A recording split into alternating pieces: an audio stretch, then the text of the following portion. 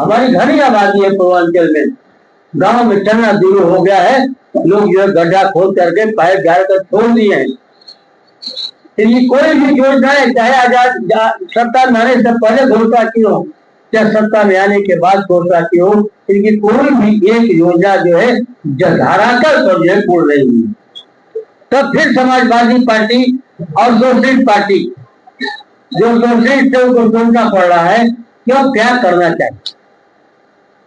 तो हम लोग जो है डॉक्टर राम मनोहर लोहिया को याद करते हैं, छोटे लोहिया जनरल को याद करते हैं। इन्होंने पूरा जीवन दे दिया, राजनीति में 4 चले रहा पर जगह जगह सांसद रहे, 4 बार मिनिस्टर रहे, उनके पास कोई हिंदुस्तान में अपनी मकान नहीं है। ये उन लोगों का विचार था। आज जैसा वातावरण नहीं था, लेकिन उनकी नीतियों को लेकर के हम आगे बढ़ने का काम कर रहे हैं। और उसी पंडित जनेश्वर मिश्र के जन्मदिन पर एक लखनऊ में कार्यक्रम रखा गया।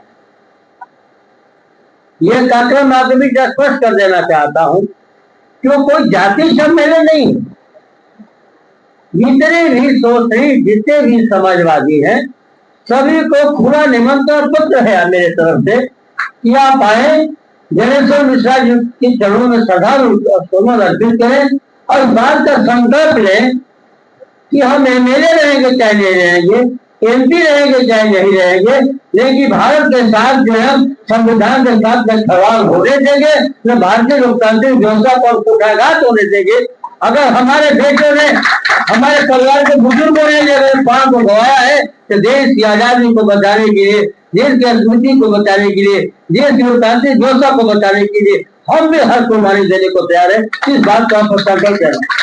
इसके लिए कार्यक्रम किया गया है और सबसे पवित्र जगह जो है वही स्थल है जहाँ पर जनेश्वर मिश्र पार्क जो है एशिया का सबसे बड़ा पार्क और सबसे बड़ी मूर्ति लगाई गई।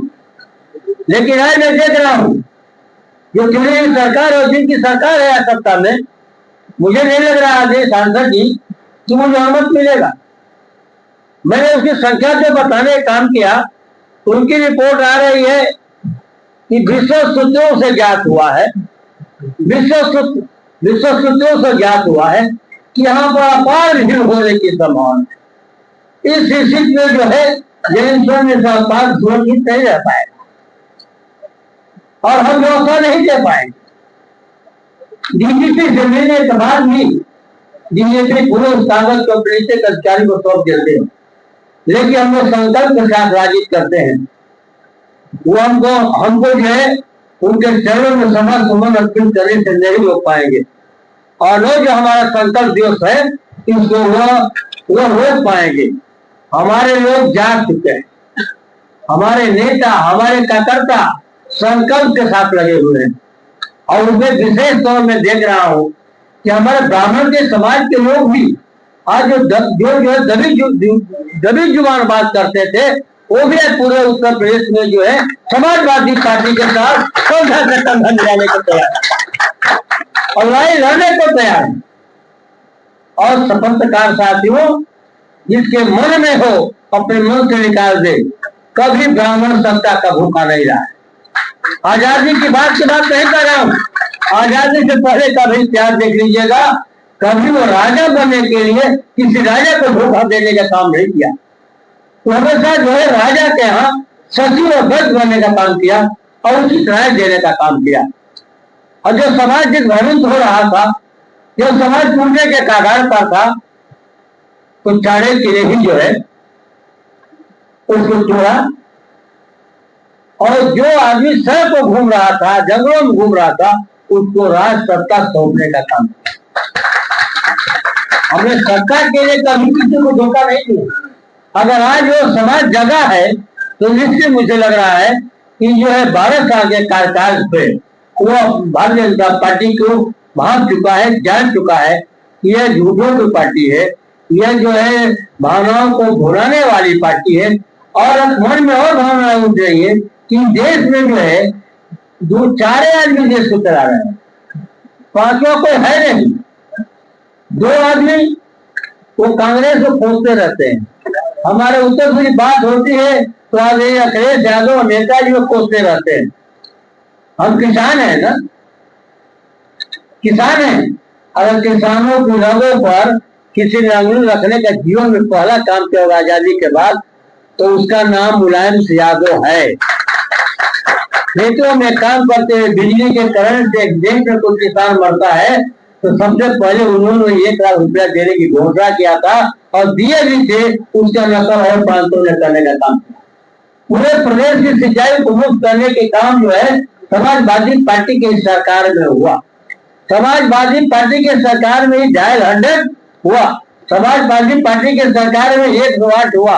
तमाम जो है नंबर दिए गए कि जब गांव में जो है महिलाएं प्रसूति पीड़ा से दर्द को जो है वो कर रही थी, तो उसके भाई, उसके माता, उसके पिता, उसके पति जो है पहले किराए की गाड़ी खोलते थे, संसाधन नहीं होता था और पीड़ित महिला जो है अपने जान गंवा देती थी। आज आदरणीय अखिलेश यादव की सरकार में आदरणीय अखिलेश यादव जी ने यह नहीं सोचा कि किस घर की बहू है, किस घर की बेटी है प्रसव पीड़ा से पीड़ित है।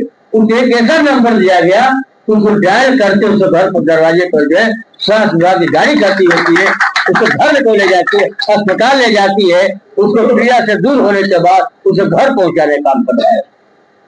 कोई इलाके में एक्सीडेंट हो जाए, किसी जंगल में एक्सीडेंट हो जाए, कोई घटना हो जाए, हम भी नहीं सोचे थे राजनीति में कि एक ऐसा भी नंबर आएगा कि उस नंबर को डायल करने से जो है मेरा भाई बाद में पहुंचेगा, मेरा बाप बाद में पहुंचेगा, हमारे मित्र बाद में पहुंचेंगे, लेकिन सरकार की जो है 100 नंबर गाड़ी पहले पहुंचने का काम करेगी। मैंने भी नहीं सोचा था जेल में, सरकार की आप भी प्रकल्प नहीं की होंगी। लेकिन जो सरकार बदलती है, लोगों के मन में था कि हमारी सरकार खराब है, लोगों ने बदलने का काम किया। लोकतांत्रिक व्यवस्था भी जरूरी भी है कि सरकार को बदलनी चाहिए। आपका इलाका पान पान की खेती में आपका नाम आता है, गांजा का कौन पान, महुआ का कौन पान है, ये महुआ का पान है। उसके पत्ते बताते हैं, गिरते छिड़क जाते हैं। तो जो है हम इधर इशारा हमारा था कि जब हम पीछे जाना चाहता हूँ थोड़ा, जब हम राजनीति में आए